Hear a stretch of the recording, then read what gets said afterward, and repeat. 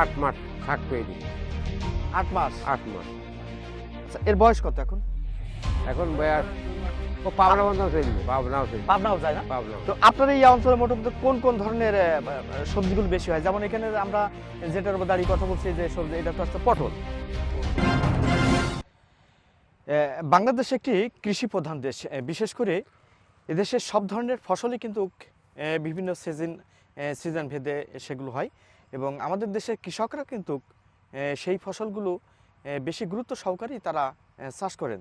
তা আমার পাশে প্রান্তিক একজন কৃষককে আমরা দেখতে পাচ্ছি, আর আমরা যে মাঠের মধ্যে দাঁড়িয়ে আপনার সামনে কথা বলছি, এটি মূলত একটি পটলের সবজি ফসল। অর্থাৎ পটলকে খায় না এমন মানুষ সাধারণত কিন্তু খুব কম পাওয়া যায়।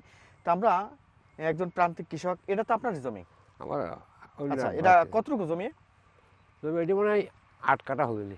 8 কাঠা। 8 কাঠা। তো এই যে পটল, এটা তো আপনার যে অঞ্চলে আমরা দেখছি কিন্তু সব ধরনের ফসলই তো মনে হচ্ছে। এখানে পাশে তো দেখছি ভুট্টা আছে, তারপর ওই পাশে আপনার এই সব জায়গায় তো পটলই বা অন্যান্য ফসল মানে এখানে লিচু আছে। লিচু আছে। ওই দেখেন। আচ্ছা, তো এই যে পটল, এই পটল মূলত এটা কয় মাসের একটা ফসল?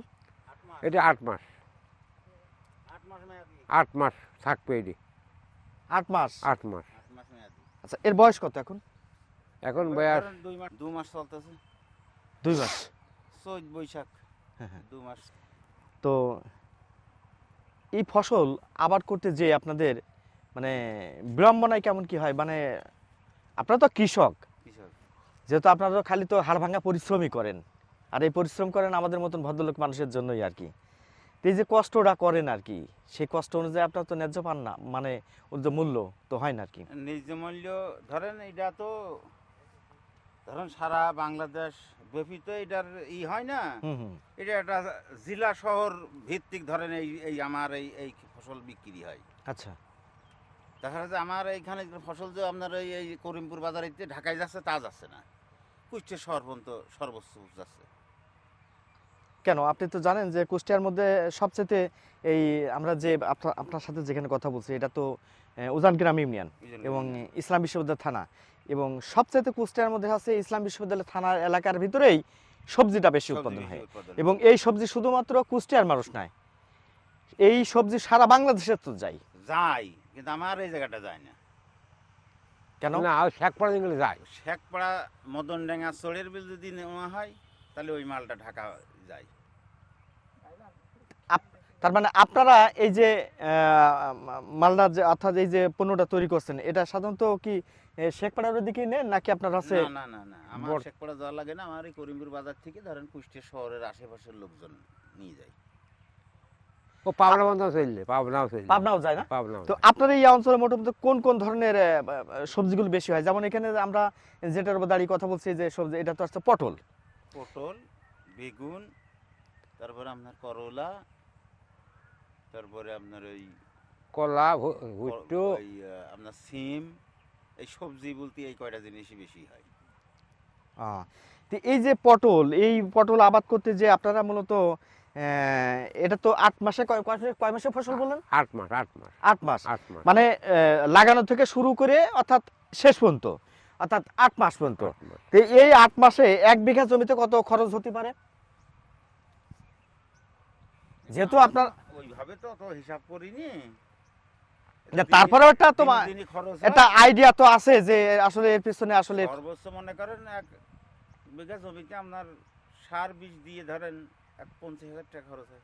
50,000 টাকা, মানে টোটাল সার দিয়ে আর কি। সার বীজ দিয়ে। আচ্ছা, তাতে আপনার এই জায়গাতে কত টাকা আয় আসতে পারে, মানে হতে পারে লাভ? ভালো যদি আপনার ধরে এই পটল পটল, হুম হুম। তাহলে মোটামুটি ধরেন এই 8 মাসে 1 বিঘা জমিতে মনে করেন 2.5-3 লক্ষ টাকা বিক্রি হয়। 2.5 থেকে 3 লাখ টাকা। 3 লাখ টাকা। কিন্তু তারপরেও আপনাদের এই যে লস বা আপনারা লাভ করতে পারেন না, ইয়েতে প্রাকৃতিক দুর্যোগের ব্যাপার স্যাপার আছে। যেমন মনে করেন প্রাকৃতিক দুর্যোগ, এই ঘন বৃষ্টি হয়ে হ্যাঁ জমিতে পানি বেজে গেলে গাছ মাছ লাল হয়ে ধরেন হয়ে গেল, নষ্ট হয়ে গেল, তাহলে তার এইরকম গাছ এই আপনার ফুল ফল আসবে না। দেখা যাচ্ছে সেখান ওই 2 মনের জায়গা হবি আপনার 10 কেজি, তাহলেই তো হইল না। প্রাকৃতিক দুর্যোগের অনেক সময় ক্ষতি করে। ক্ষতি করে। এই যে এখন এই যে মৌসুম চলতেছে আপনার ধরেন শিলা বৃষ্টি যদি হয় তাহলে এরপর পলি পারে গাছের আগা ডুগা ফুল ফল আচ্ছা আমরা এই যে এটা একটু ক্লোজিং করে দেখো তো, এই যে এটা তো ধরছে না? হুম। আচ্ছা, তো এটা আপনার এই যে পটল, এটা কি জাতের পটল? পটল তো আমরা দেখেছি তো দুইটা ক্যাটাগরি আমরা বাজার তো দেখেছি, একটা কালো আর একটা সাদা। সাদা। আচ্ছা, সাদাটাই তো বেশি মানুষ পছন্দ করে, খেতেও ভালো লাগে আর কি, নাকি? আমার এখানে তো ওই সাদা যে ফিট যে সাদা ওইটা তো নেই, হুম। এইটি আপনার কালোই বলে, এটা? এইটা আছে কালোর ভিতরে সাদাটা। এটা আর মানে যশোরের যেটি আছে ওইটি আছে যে আপনার ধরেন ঢোল কালো বড় হয়, ও ভালো লাগে না ওই পটল। আপনার তার মানে ওটা করেন না আর কি? না না ওটা আমরা করিনি। আচ্ছা, তাহলে এটা আছে কালোর ভিতরেই একটু সাদা আর কি। কালোর ভিতরে মানে সাদা। কয়টায় 1 কেজি হতে পারে? আপনার বড় সাইজ হলেই পারে ধরেন 12টা। 12টা 10টা 10টা 12টা এরকম হয় আর কি মোটামুটি ভালো মানের হলে আর কি। ভালো মানের। আর যদি ভালো বানায় তাহলে মানে 20টা তো মিনিমাম তো লাগিয়ে। 15টা 20টা এরকম লাগে। আচ্ছা আচ্ছা, এই যে যেটা আমরা দেখতে পাচ্ছি একটু এই যে মাঠটা, এটা তো এখন তো শুরু হয়েছে মনে হচ্ছে হুম, ধরা আর কি, হয়েছে আপনার মাস মাসখানেক ভিতর হবে। তো এই যে খরচটা বা এই যে আপনারা যে পরিশ্রম করেছেন, এখন তো রোদ এবং বৃষ্টি আছে আর কি, তো আশা তো আছে নিশ্চয় একটা? আশা তো আছেই, যে ফসল করে আশাবাদী কেউ থাকে। আশা থাকেই আর কি। আচ্ছা আচ্ছা, তো প্রিয় দর্শক, আমরা সরাসরি প্রান্তিক কৃষকদের সাথে কথা বলছিলাম। বিশেষ করে সবজি যে পটল, সেই পটল সাধারণত আমরা কিন্তু ভেজে খেতে, তারপরে ভর্তা, সব ধরনের সবভাবেই রান্না বাদে খাওয়া যায় আর কি।